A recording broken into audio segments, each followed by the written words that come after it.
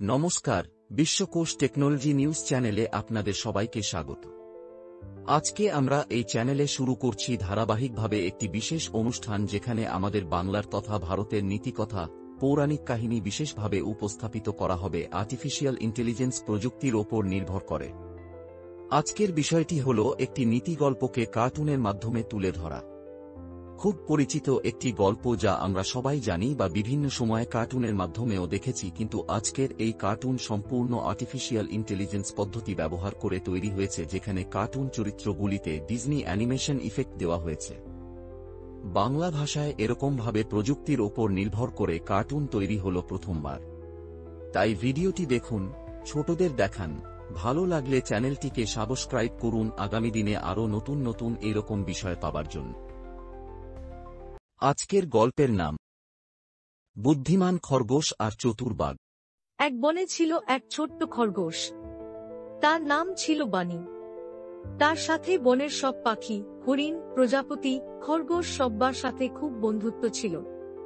সে দেখতে ছোট হলেও ছিল খুব বুদ্ধিমান। আর সেই জঙ্গলে বসবাস করত এক চতুর ও ধূর্ত বাঘ, যে সবসময় দুর্বল প্রাণীদের ফাঁদে ফেলে খেয়ে ফেলত। একদিন সেই বাঘ ঠিক করল সে এবার বানিকে খাবে।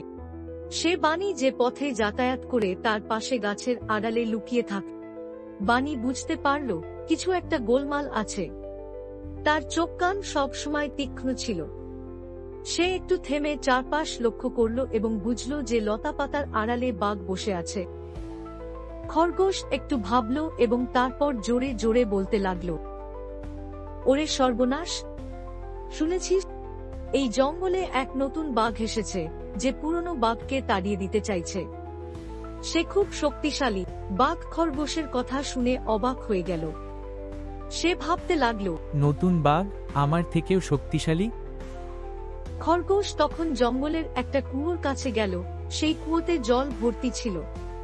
সে কুয়োর কাছে গিয়ে তার ভিতরের দিকে তাকিয়ে চিৎকার করল, হে বাঘ মহাশয়, আপনি কি আসছেন এই পুরনো বাঘটাকে তাড়িয়ে দিতে?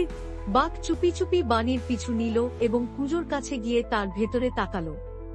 সে কুয়োর জলে নিজেরই প্রতিবিম্ব দেখতে পেল। বানি সেই কুয়োর জলের দিকে তাকিয়ে চিৎকার করে বলল, এই যে নতুন বাঘ, দেখো কেমন গম্ভীর মুখ করে বসে আছে। বাঘ কুয়োর জলেতে নিজের প্রতিবিম্ব দেখে ভয় পেয়ে গেল। সে ভাবল, সত্যিই একটা নতুন বাঘ আছে এই কুয়োর মধ্যে। রাগের চোটে সে কুয়োর ভেতরে ঝাঁপিয়ে পড়ল। কুয়োতে ছিল গভীর জল, তাই সঙ্গে সঙ্গে সে সেই গভীর জলের মধ্যে ডুবে গেল। আর কুয়ো থেকে উঠতে পারল না। বানি বুঝল যে বাঘ আর এই জন্যে তাকে খেতে পারবে না। মুচকি হেসে সে মনে মনে বলল, বুদ্ধি থাকলে শক্তির দরকার হয় না। তারপর সে খুশি মনে লাফিয়ে লাফিয়ে নিজের গর্তের দিকে চলে গেল। তো আজকের এই গল্প থেকে আমরা কি শিক্ষা পেলাম? বুদ্ধি দিয়ে যে কোনো বিপদ মোকাবিলা করা যায়, শক্তি সবসময় বড় কথা নয়।